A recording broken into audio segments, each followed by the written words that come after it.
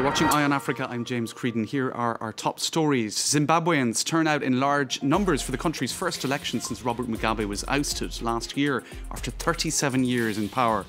The election is seen by many as an opportunity for Zimbabwe to start a new chapter. We'll hear from our correspondent in Harare. And in Mali, counting is underway after the West African nation voted on Sunday. Over 700 polling stations, about 3% of the total, saw some disruption. Our team in Bamako will bring us the latest.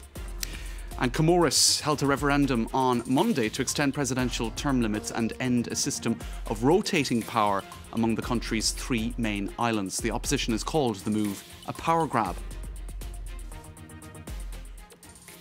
Hello and thanks for watching.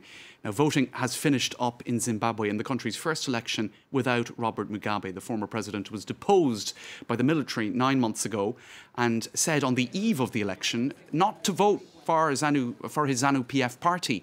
And he said he would also not vote for the incumbent president, Emerson Mnangagwa. Some 5.5 million people are registered to vote. Many are hopeful for change after decades of political and economic mismanagement. Hundreds of international observers were deployed to help voting go as smoothly as possible. Clément Bonnereau has the latest. Long queues outside polling stations in Harare as voters turned out en masse to cast their ballots. For many, this election, the first without Robert Mugabe, is an opportunity to break with the past. Some even started queuing before sunrise. Everyone is happy. There's no one who is forcing someone to vote for anyone. It's free and fair. The turnout is good. We can't complain much about anything, though. But the lines are moving just a bit slow. That's the only problem we're facing. But other than that, everything is cool. Elections under Mugabe were often marred by intimidation, vote rigging and violence. This time around, hundreds of international observers have been deployed to ensure the vote goes smoothly. Some Zimbabweans, however, say they were prevented from voting. When I came today, my name is no longer in the voters' roll. They said I can't vote. My name is nowhere to be found. Members of the opposition and some NGOs have also denounced irregularities. We know that there were issues in terms of the voters' roll, in terms of the ballot papers, but I think, as I said, it's an electoral cycle, it's a process. We need to wait to see how it goes today. 23 candidates are running for president. The two main contenders are incumbent President Emerson Mnangagwa of the ruling ZANU-PF party and opposition leader Nelson Chamisa. On Sunday, Robert Mugabe refused to back his former ally Mnangagwa, who helped to oust him last November.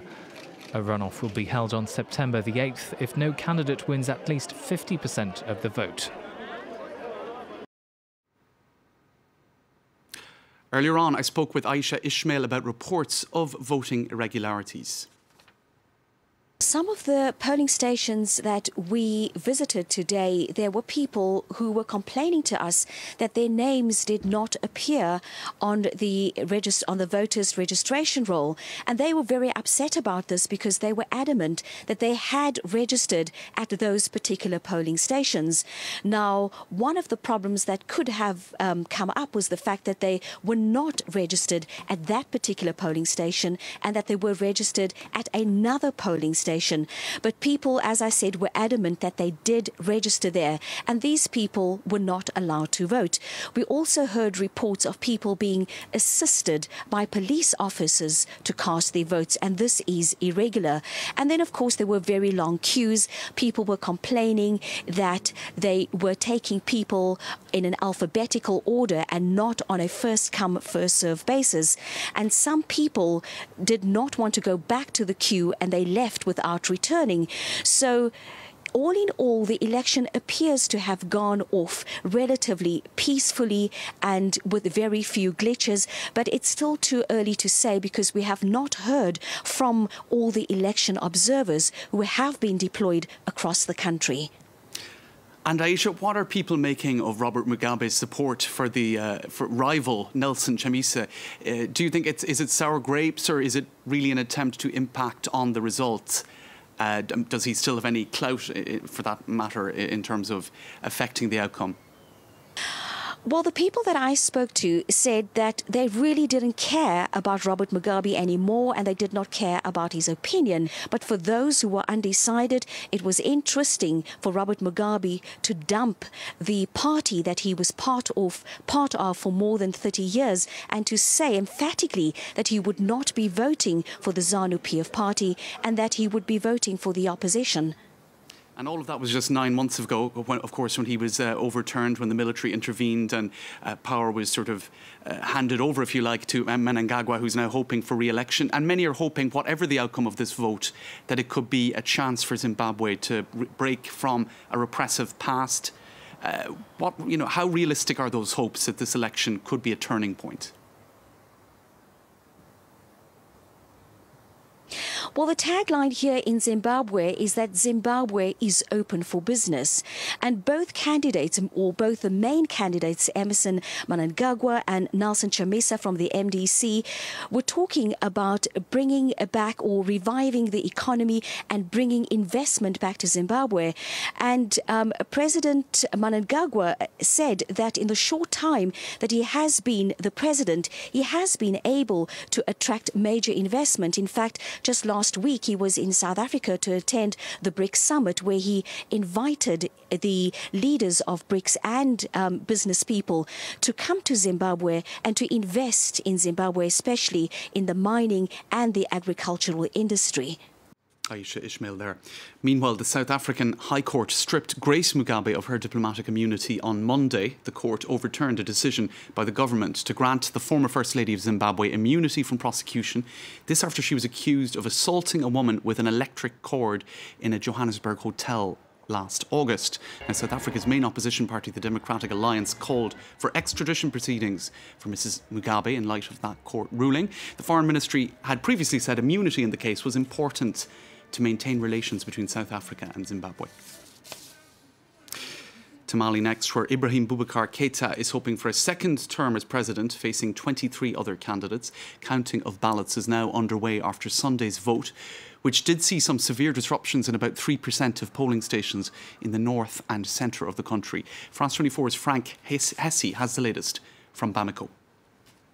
Polls closed here in Mali on Sunday evening, after what had been a day of two halves. First of all, in the capital and the south of the country, the day passed relatively smoothly with no real events, whereas in the centre and north, it was a completely different day.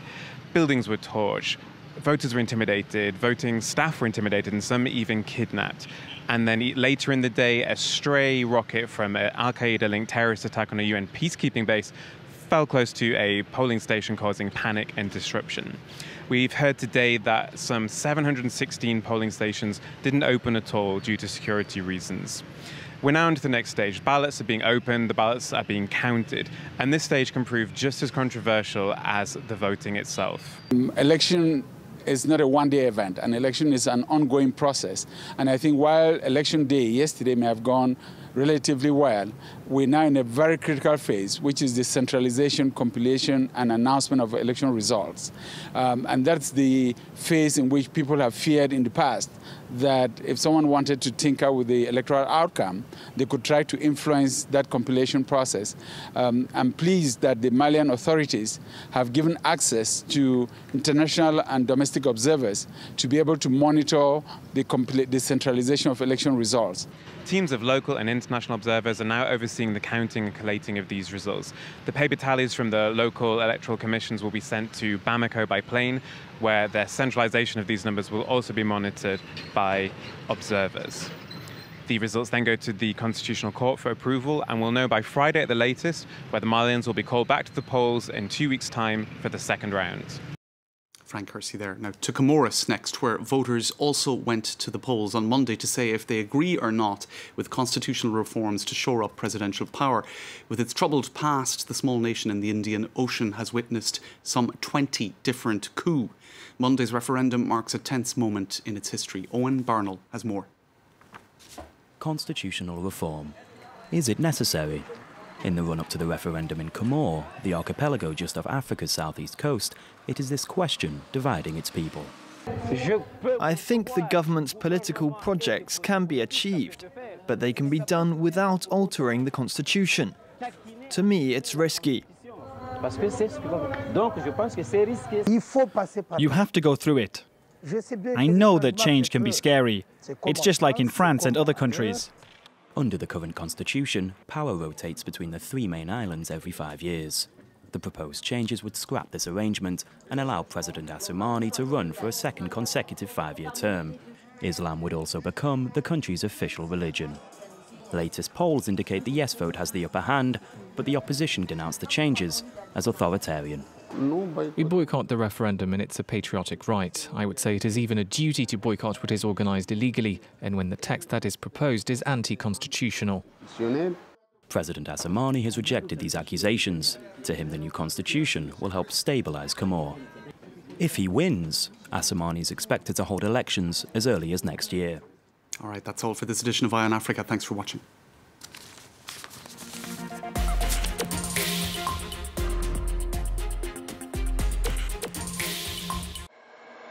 Because a new page of history gets written every day. Because breaking news can't wait. Information